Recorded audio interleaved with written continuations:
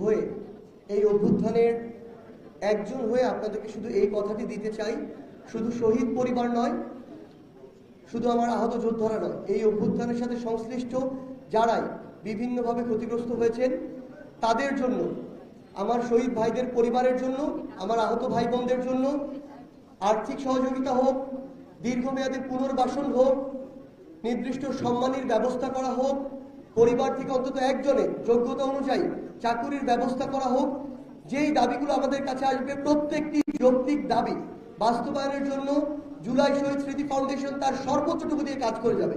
এটা আমাদের দায়বদ্ধতা।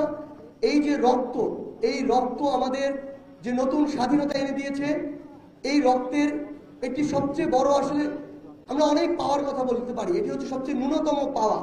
এই যে এত মানুষ এই যে জীবন দিয়েছে, রক্ত দিয়েছে, আমরা শুধু আপনাদের একটা কমিটমেন্ট দিতে চাই। আমরা শুরু করেছি প্রসেস